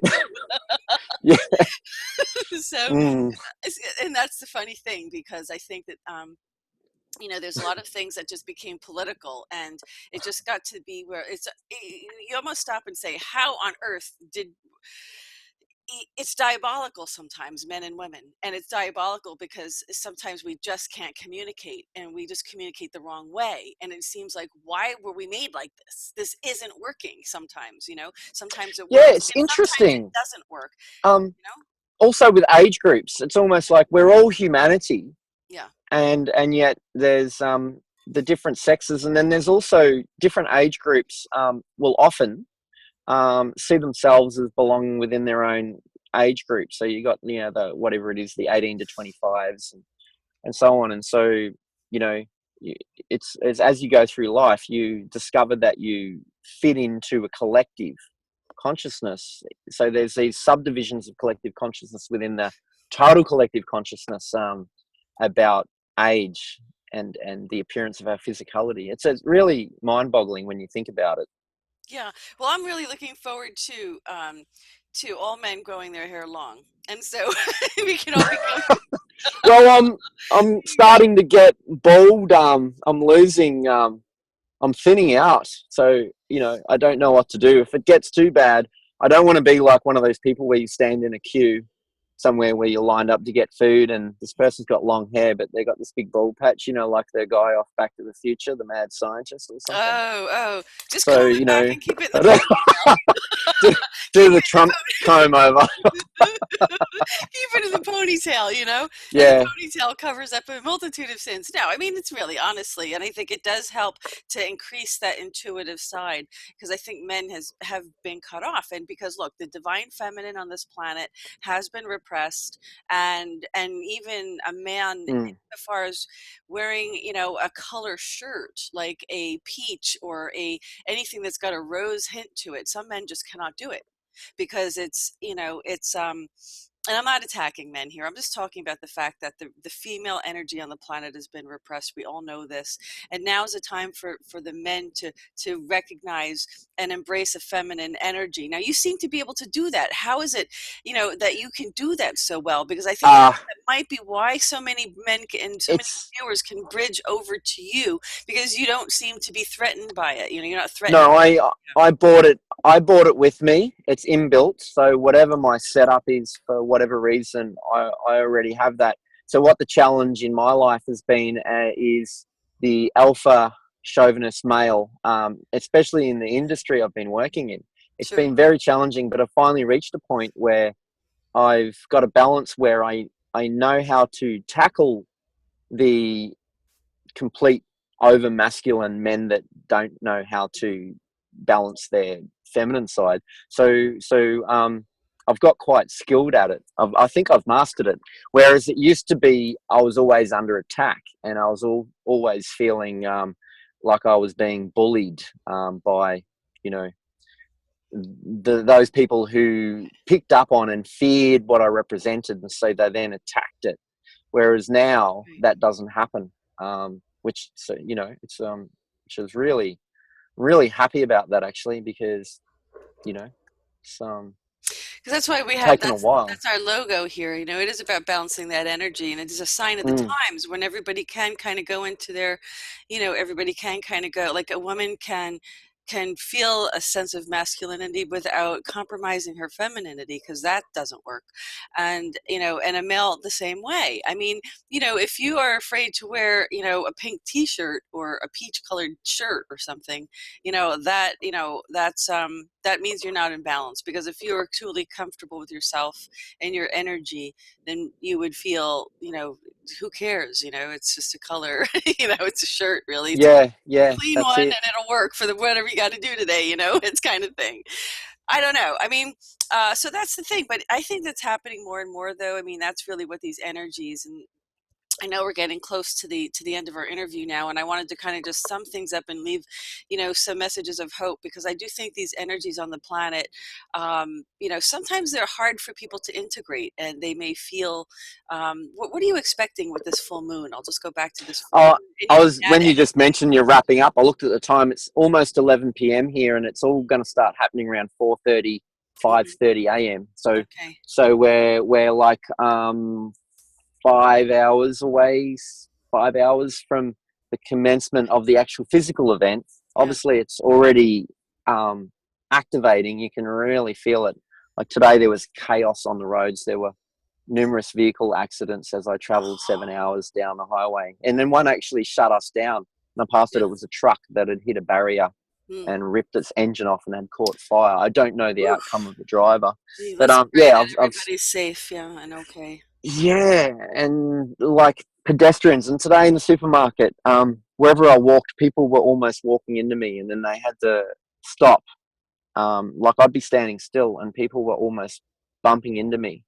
People had lost their sense of peripheral boundaries, you know, where you just know how to navigate around someone. Everyone was sort of in each other's space and like, you know, bumping into each other. It was but it's very I can feel it spiking now. I'm getting a sensation coming up my spine into the back of my the top of my spine, where it goes into the skull. So that would be the lower reptilian brain, as they call it, you know, the lower brain on the brain stem, and I can feel some activity there. So whether that's a kundalini type thing to do with this, because I did feel a lot of heat coming out of my hands for the first time in years. Like when I used to do Reiki all the time, I don't use it, so I don't feel it.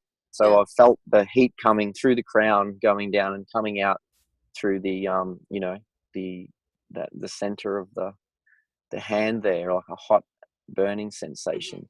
So I feel like there's some major upgrades happening to us on whatever level, but whether it be genetic DNA, you know, and everything else. So what's the significance of this full moon, though? There are a lot of people saying this is quite significant, this particular full moon. Massive acceleration, and I feel it's a tipping point in itself for the collective, in that from this point now, the eclipse forward, everything that we're following and researching is just going to be expanded upon. And they're talking about, you know, something happening with the Pope shortly in August. But basically, have you seen that crop circle that appeared somewhere in the last 24 hours to maybe 30 hours? I'm not sure. The door? It was a door in a circle, and I'm thinking that's the moon, and the moon's a doorway, and it made me think of Jim Carrey in The Truman Show, in that he realized his life wasn't real, and in the end, and he sailed across, and then he found the door, and then he walks up the steps, and then he turns around and says, you know, that thing he says that I sometimes use at the introduction of my videos, which is interesting, and then he leaves, and so I feel like we're about to step out of the false reality, and whatever the energetic difference is going to be tomorrow, like I'm already feeling it now. Right. I think we're going to be more switched on, and so we're going to know the difference between bullshit and the truth, maybe. Okay. So there's more of a heightened sense of seeing through the falsity and the crap, the lies, the nonsensical lies. Right. Well, Q did say, someone in the Q post did say that the world will know the truth at the end of July. So I don't know if that is related to this doorway. So maybe that, if you think about that in a spiritual sense, you could think about that intellectually, like left brain. You go, the world's going to learn the truth, meaning the truth is going to be brought out and shared and real. Or you could look at it on a spiritual level, perhaps, and say maybe that's what he's implying. It's a double whammy there, maybe. Exactly. Yeah, no, and I like the way you analyze it, because you have to look at it from different dimensional perspectives, not just the 3D perspective, but you have to look at it from a higher dimensional perspective too. And honestly, it's hard sometimes to always be interviewing, because you have to be based, you have to have a pretty good knowledge of what's still currently happening in 3D, but you have to be able to have a higher dimensional perspective, or you're never going to get out of it. You know, it just is, it will keep you down and lower your vibrations. And because really every piece of information, and you said yourself, Tim, that the news you get comes through your Facebook news feed, and every single story has a vibration that carries with it, even if it's a disclosure. It's not always a high vibration. Sometimes these are difficult stories when they, you know, when they pertain to the child trafficking and the Satanism. Look, it's going to be hard for the people who we're talking about, who you were mentioning, who just, you know, can't handle the truth, don't want to hear, want to have a conversation about it. When they start to learn that our world is actually run by Satanists, and they had a very nefarious agenda for humanity, it's really going to be a very, very difficult reality for them. But if they look at it from a higher dimensional perspective, and I think this is one way we can help, Tim. The best way what you and I can do on this planet is just help people to look at it from a higher dimensional perspective, and they won't have as much anger or as much fear. They'll still feel it, but maybe not as intensely, that they feel like they are out of control, or they can't control, you know what I mean? And it's like you're saying, it is a grand experiment, and all of this is just a huge stage. We're all actors on the stage. These are just our vessels we're in.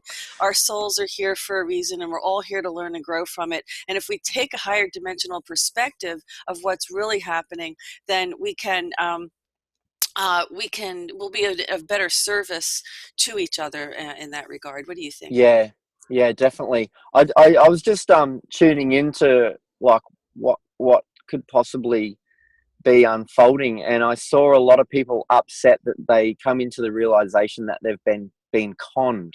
And that also includes people in different religions that have put their total faith in these speakers up the front who fed them a belief system, and this energy that's coming in is going to take them, a lot of them, greater than that, and they're going to suddenly go, hang on a minute, I've been conned. And yeah, that will bring up all sorts of feelings, that feeling of being conned, that you've been deceived. Let me just throw and then this they've got to out. breathe through that for a while. People have got to breathe through that as well. Let me just see if I can throw some ideas out, and then I want to kind of close up here. I wanted to get your final comments on something that I'm going to what we are going to find was happening here with Trump was that so what happened was the DNC was planting moles in the Trump campaign who were going to plant evidence to use against Trump in this fake dossier that they created. Okay. So some of these people, like Manafort, were deliberately picked and used to be moles. And Trump is so brilliant. He keeps his friends close, but he keeps always his enemies closer, so he can keep an eye on them and watch who their connections are. And let me just go on and say that some believe that he's an incarnation of Archangel Uriel. And why not?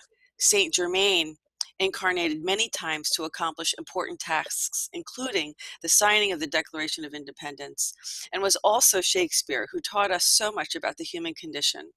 He was also, and Saint Germain was also influential in the consolidation of biblical texts, in the writing of the King James, and influential in the writing of the King James Bible, which was where they used new words and introduced new words into the English language, and the basis for the successful model of commerce that the Knights Templars used that made them very wealthy. Okay, so when you look at it that way, and let me just consider, so this is like one of the greatest plays of all time, and evolution playing out on this world stage. And from all the depths of destruction and all the joys of glory, I think we're finally ready to arrive at. So how would you, I mean, this is a very, very crude summary of things that are happening right now, but what do you want to comment on that? Well, there was a lot in there, so I'm just trying to just pick one. You just pick whatever your high self wants to respond to. I did read a post about Trump possibly being that energy of Archangel Uriel and the Saint Germain aspect, and on one level I go, yes, I can see that there is a spark and element, and yet on another level, the personality, the human personality, doesn't match up to that. But that doesn't mean it's not true, because we have a pre-assumed a presumption based on a model of what we think these beings would be like as a existing person, and then we go, oh, but Trump seems too human to measure up to that. But maybe we've got to go, well, it's not about that, so stop drawing comparisons and go higher.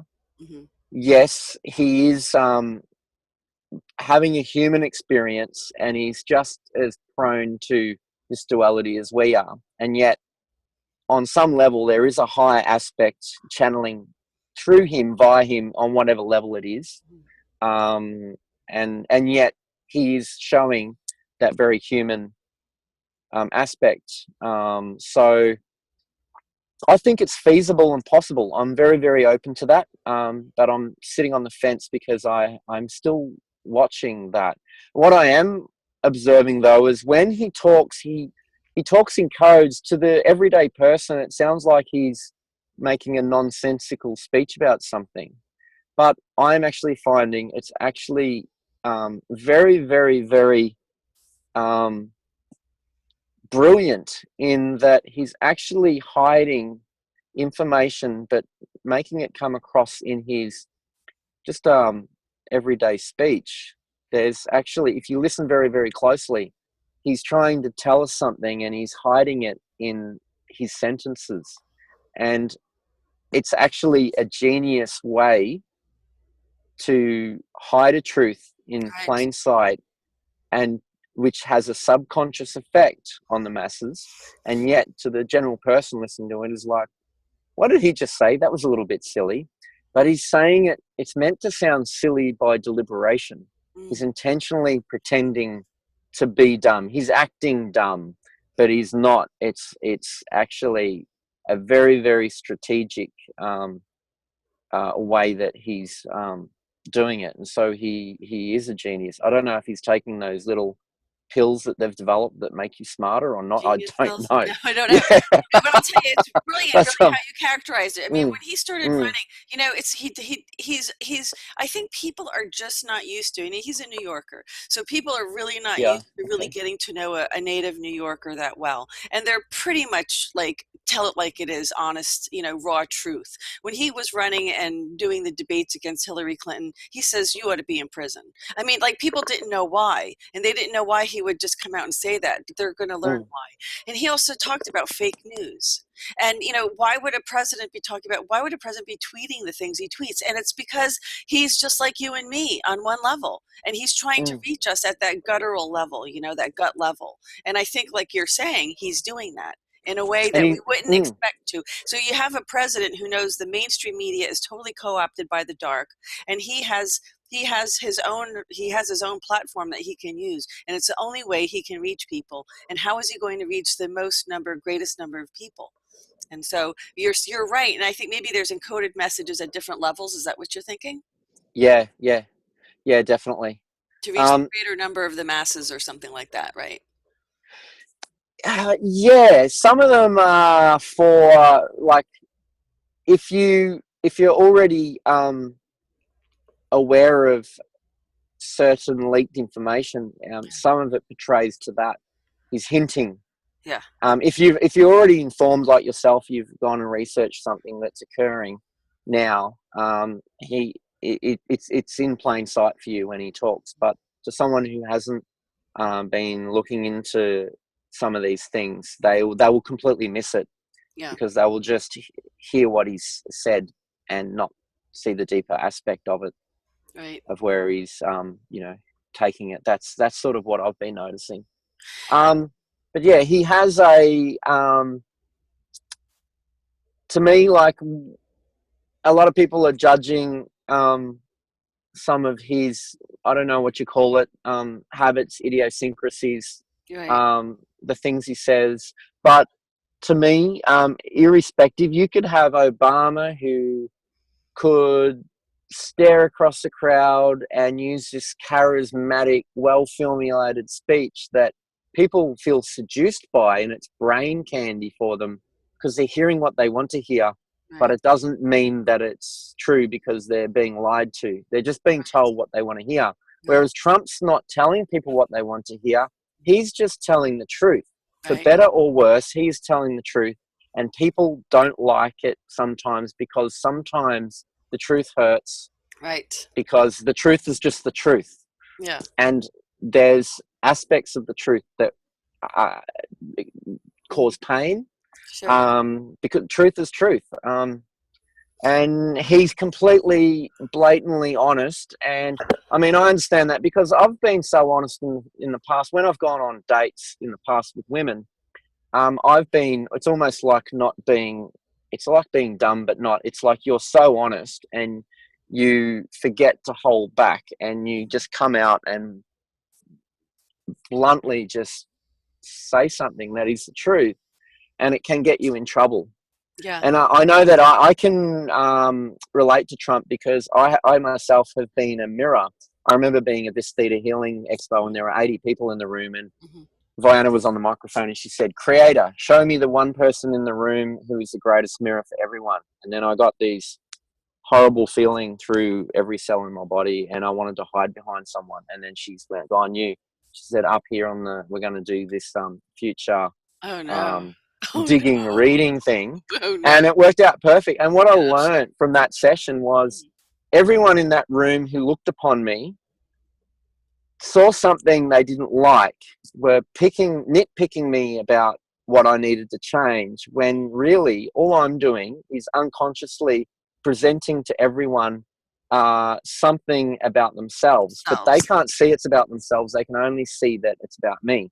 Uh-huh. And so all of a sudden, with that new bit of information, I was like, I had something new which gave me strength. So I could go, yeah, that person's got an upset with me and a judgment because they're seeing something about me that they don't like. They think I'm this or that, but I'm just bouncing something back straight back to them that's about Right, them. you're the mirror, So exactly. I was like, I'm the perfect mirror. Yeah. And so part of me being on this planet is to walk around being a mirror to trigger the bugger out of everyone. I hear you. We do have that effect. I use bugger Bugger. because That's I an didn't want to Australian swear. term. That's an Australian term. Well, Yeah, you could have said bloody, which if you were from or the could have UK, used the F bugger. word. Yeah, bugger. Steve would have laughed at that too. So, well, Yeah. look, I'm going to just ask you if you have any final closing comments from anything we talked about, anything we didn't cover, or something you wanted to talk about. And give you the last word here before we close up, because it's we're pretty much at our 2-hour mark, which is typical for our interview. And I hope our viewers enjoy this interview. I hope you got something out of it. I hope our viewers, felt the sense of camaraderie and compassion and hope and love and just some sense of themselves, some sense of recognizing that they're changing within themselves too, and as we are, and as we've been discussing and talking about, and that we're all playing a role here somehow. So let me ask you to just, whatever closing comments that you have, and then we'll also be sharing this on your channel and on ours as well. So. Yeah, awesome. Yeah, we're all working through our stuff. We're all carrying our stuff that we're working through. We're all together in this as a collective. And although at the moment it almost seems like everything is as normal as it always has been, it actually isn't. And soon the bubble's going to burst and people are going to look around and go, oh my God, it really has changed, and I didn't see it as it was happening, but it's definitely changing majorly, and yet to everyone else it's business as usual. Mm-hmm. But that's just why everyone's just trying to hold on to what they've known for so long, that if they dare look outside of that, they're afraid of what they might learn and discover and that change. So and we're all learning and growing, everyone, including me, you, everyone. So, I really excited, and I want this all to happen very, very soon. Yeah. And some of it might take 20 years or whatever it is, but I really feel like I want it all to happen tomorrow. Right. And I know it can't be exactly that way, but I'm very, very excited about the future, and especially about the prosperity, about people who might come into these vast amounts of money that will take on a new meaning and purpose in their lives. And sometimes you think about, if that's their destiny, then some people have actually, their life has been training leading up to that point that will assist them in fulfilling those roles when that time comes and they step into it. And so that's a really interesting thing that we're going to start to see as well. It's a good point you made, because those who will be able to handle that responsibility will get that responsibility. And if you've been trained and being prepared, and I think it's not really even so much what you do with the money, but it's the morals and values you use in making your decisions that will probably be. So it wouldn't be necessary. You don't need to be the best financial planner in the world, but you do need to have a good heart, and you need to have it in the right place. And that's I think, where I think that's just my opinion. I could be wrong, but but I agree with you totally. And I really appreciate, Tim, I hope you come back and join us again for another Goldfish report. That would be definitely. wonderful. Yeah, I'd like to. This is great. That's great. Yeah, no, we need to unite the light, and that's what we're doing on Goldfish Report, and that's what we're holding the light, we're anchoring the light all over the world, from New York to Europe to Australia. We've got it covered, and so we're really, grateful to have this opportunity. Thank you so much for joining us. It's really been quite a pleasure. I really appreciate you joining us. You're welcome. I'll go namaste with both hands, but I'm holding the phone. You're holding the phone. Well, thank you so much. So to our viewers, you can find this on our Goldfish Report BitChute channel, also our YouTube channel, and we're also going to share it with Tim so he could publish it as well, because you know that that Goldfish Report is shadow banned, and they don't like us very much. But hey, there's a lot of people that know about Goldfish Report, and they do like us. There's a lot more who do like us. So it's just the ones who don't want that change and to lose their power who really want to censor us the most. But we will prevail, and we do appreciate all of our viewers for watching. And please remember to look out, as we showed in the beginning of this report today, to look out for the counterfeit pages, the counterfeit site, the Goldfish Report site that has been completely hijacked and counterfeited. We never have commercials, and we have never monetized our channel. We only rely on donations from viewers who are participators in this process and in getting this information out. And without you, we can't do what we do. So we do appreciate all of that. Did you want to comment, Tim? Yeah, one quick question about, because I'm picking up on something to do with Vietnam. The person there that's doing the English writing, is the grammar come across as someone who's very good at English, or like someone who's...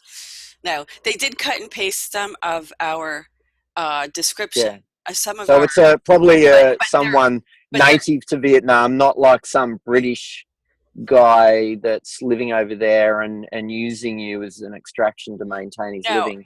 No, because it says we need, no, I mean, what it does have is that they say we need money to make video. So that's doesn't sound like someone from England or America.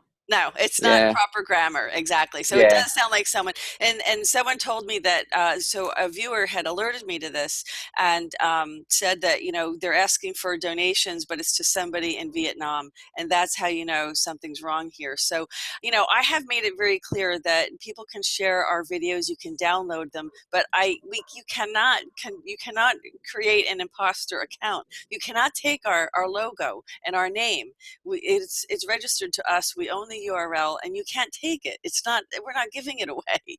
If you are impersonating us, that's a problem. So put it under your own title, your own channel, take the videos if you want, but don't take our name. That you can't have. And if you do that, we're going to have problems. So please. What if you invited, sorry.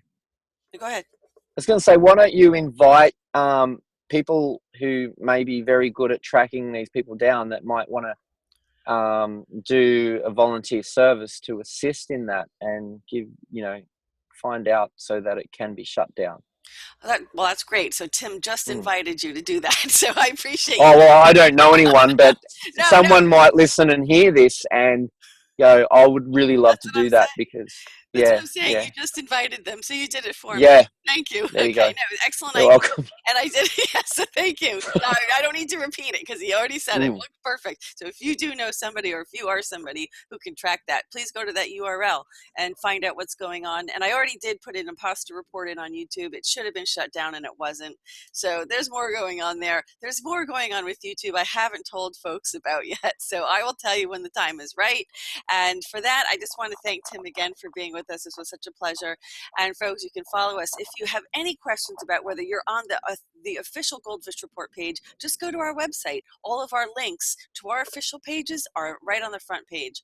And what I'm going to do real quick before we end is I'm going to screen share that so you know exactly where that is. Okay, so let me just do that because I did have that pulled up in order to do that for our viewers. This is our official Goldfish Report page. Yes, we are going to be changing it and upgrading it, but this is what it is, okay? And so we it's all been grassroots that we've been growing. Here's our Patreon page where you can become a patron of Goldfish Report. This is our Twitter feed here, and here's all the links, and they're all live links to go to our YouTube channel, our BitChute channel, our blog, and of course our Facebook and our Twitter pages. So you can, and here's our Facebook link as well. So just go to thegoldfishreport.com, and if you have any questions, you can always get our direct links from there. So having said that, we tried to steer you in the right direction. We hope you enjoyed this interview. We'll be back. I know Tim will join us again on the Goldfish Report sometime, and this has been a pleasure. So thank you again, Tim. Yep. And this concludes this edition of the Goldfish Report.